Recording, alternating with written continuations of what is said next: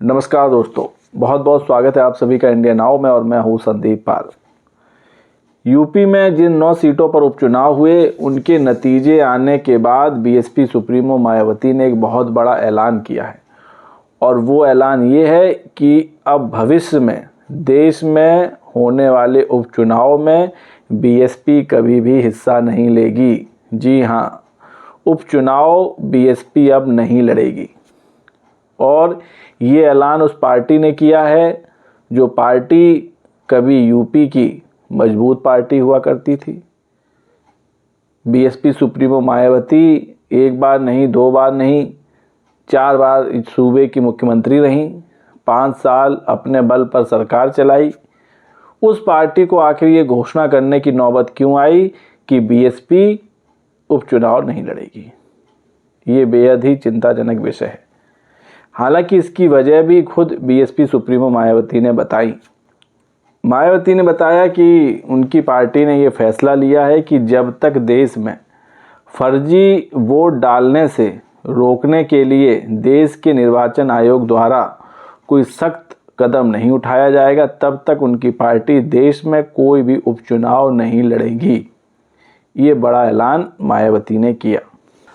और इसके आगे मायावती ने कहा कि जो आम चुनाव होते हैं या जो राज्य के विधानसभा चुनाव होते हैं उसमें ज़रूर फर्जी वोटिंग से थोड़ा सा बचाव हो जाता है, क्योंकि जो सरकारी सिस्टम होता है उसको सत्ता परिवर्तन का डर रहता है। और जो उपचुनाव होते हैं वो एक तरह का सरकारी चुनाव होता है, क्योंकि जो सत्ता पर काबिज होता है उसी का सिस्टम होता है, उसी की प्रशासनिक व्यवस्थाएं होती हैं।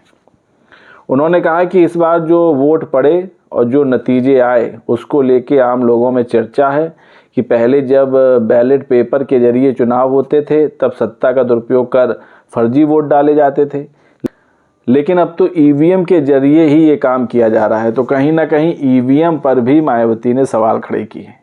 और ये सवाल खड़े इसलिए भी हो रहे हैं कि जो महाराष्ट्र में अभी चुनाव के नतीजे आए और जिस तरह का भारी मैंडेट बीजेपी को मिला उसकी चर्चा पूरे देश में है, लेकिन ये उम्मीद ना तो बीजेपी के खुद नेताओं को थी, ना ही देश के वरिष्ठ पत्रकारों को थी, ना ही चुनावी सर्वे करने वाली किसी एजेंसी को थी, क्योंकि किसी के भी सर्वे या कहें किसी के भी मुंह से ये बात नहीं सुनी गई कि बीजेपी महाराष्ट्र में इतनी ज़्यादा सीटें ला सकती है।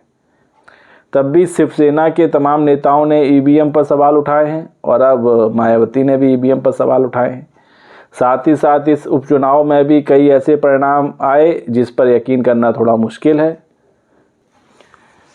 और यही वजह रही कि मायावती की पार्टी ने ये कदम उठाया।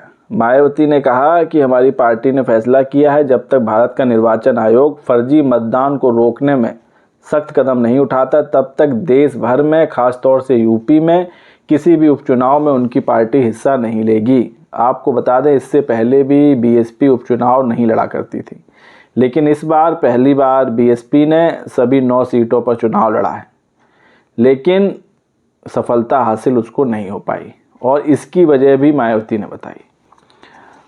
मायावती ने जो प्रेस रिलीज जारी की है उसमें कहा गया है कि कांग्रेस और भाजपा पर आरोप लगाते हुए उन्होंने कहा कि ये जो दोनों पार्टियां हैं ये सभी जातिवादी पार्टियां मिलकर 2007 में बसपा की उत्तर प्रदेश में पूर्ण बहुमत की सरकार बनने के बाद केंद्र की सत्ता में आने से रोकने के लिए बीएसपी को तरह तरह के षड्यंत्र रच रही हैं।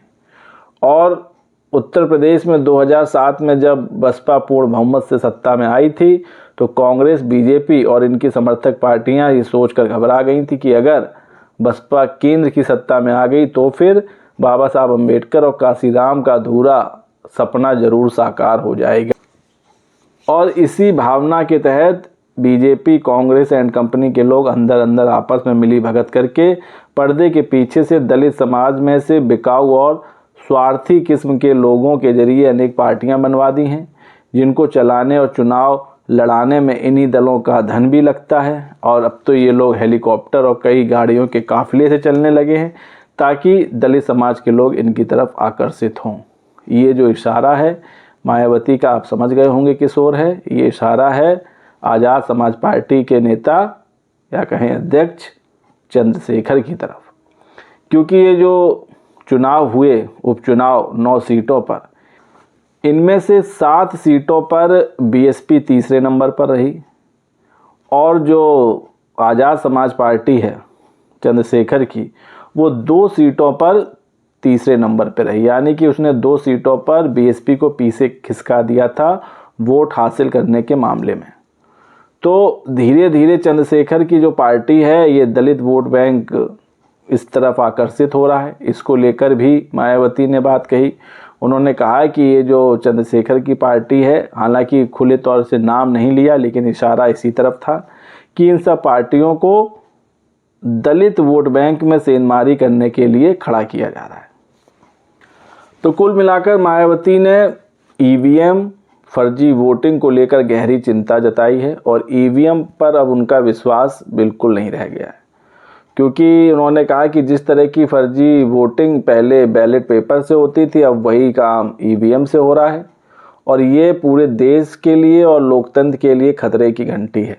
और सिर्फ मायावती ही नहीं, फिर चाहे अखिलेश यादव की समाजवादी पार्टी हो या इंडिया अलायंस की कई पार्टियां हों, सब ईवीएम के खिलाफ हैं और ईवीएम की बजाय बैलेट पेपर से चुनाव कराने के पक्ष में हैं। लेकिन अभी तक ये चर्चा बनी हुई है और ईवीएम को लेकर संदेह की स्थिति पैदा हो गई है। वहीं अगर बात इस उपचुनाव में बीएसपी की परफॉर्मेंस की करें तो जिन 9 सीटों पर चुनाव हुए उनमें से 7 सीटों पर बीएसपी तीसरे नंबर पर रही। हालांकि वोट परसेंटेज काफ़ी कम रहा, वोट भी कम मिला, लेकिन 2 सीटों पर जो चंद्रशेखर की आज़ाद समाज पार्टी है वो आगे रही। तो 2 सीटों पर चंद्रशेखर ने बीएसपी को पछाड़ दिया। यानी कि दलित का जो वोट है वो काफ़ी हद तक बीएसपी को छोड़कर उनकी तरफ शिफ्ट हुआ। इसको लेकर भी मायावती ने साफ कर दिया कि इसकी वजह क्या है।